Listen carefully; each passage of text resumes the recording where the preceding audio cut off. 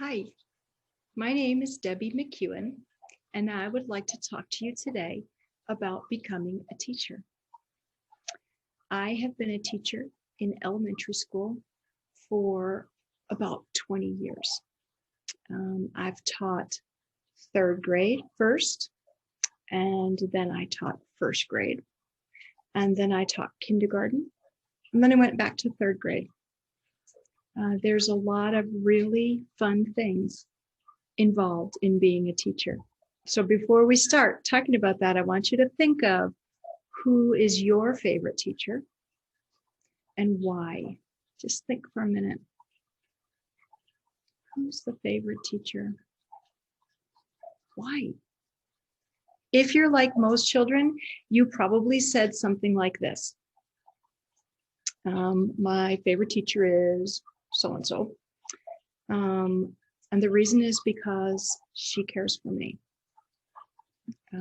Because I enjoy learning and I enjoy school. Because she's a good listener. Because he helps me understand things. Because he enjoys being around us. Because she makes learning fun. Those are the things that usually children will say when you ask them to tell about their favorite teacher.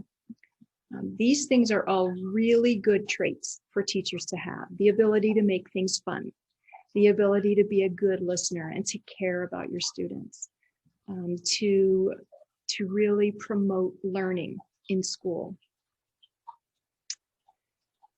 Some of the important skills that teachers have to have in order to make that happen is that you have to be a good learner yourself, right? You have to be good at a lot of different subjects. You need to know a lot about history if you're going to teach history. You need to really enjoy learning about that and then sharing that information with somebody else. Same if you're going to teach science. You have to know it and love it and understand it and be good at showing someone else how to do it too. What if your best subject is writing? You could be a writing teacher. Or reading. You could be a reading teacher or poetry teacher. You could even be a teacher in public speaking and help someone learn how to communicate by using their words and saying things out loud. That's what teachers do every day, right? Teachers need to be good at math. We need teachers who can teach us really hard math and make it simple for us to understand. And let me tell you this, if you are going to teach elementary school students, you have to be good at all of it. Because elementary school teachers teach all the subjects in one day. You also have to have good skills like being able to speak out loud in front of other people.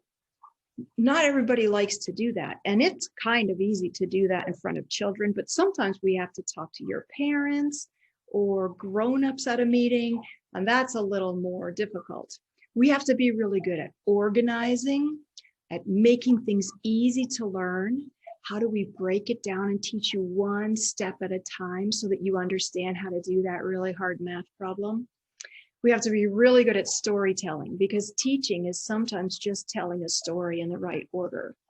We have to be really good at reading, and we have to be good at studying because new things come along all the time that we have to learn how to do. For instance, I remember when I taught in a classroom in Arizona, and we had a lot of children who came to school and they spoke Spanish in their home. And so we had to learn. I'm not going to say that I learned how to speak Spanish really well, but I learned a few things in Spanish so that I could help talk to the parents and these children so that they could start to learn in English. So have you ever thought what it is like to put together a teacher's workday? What do you think teachers do every day? They don't just walk in and have everything prepared. They have to start by planning sometimes a whole week ahead of time. When I was a kindergarten teacher, I would come in on Saturdays and I would plan out every day for the next week, and I would get it all set up over on my counter so that I knew exactly what I was going to do on Monday and Tuesday and Wednesday. So I organized my time schedule. so that all my important subjects are being taught, because we have a lot of things to teach in an elementary school day. I would get all my materials done ahead of time. Sometimes I would have moms or dads come in and help me with cutting or preparing things or doing small group questions and answers with students. And then when the students come during the week, I just really enjoy teaching my lessons. I think that part of being a good teacher is to teach with joy and enthusiasm, and to make learning fun for your students while making it clear and easy to understand. We need to be prepared when we're teachers for emergencies, because emergencies happen. For instance, a fire drill, somebody getting hurt.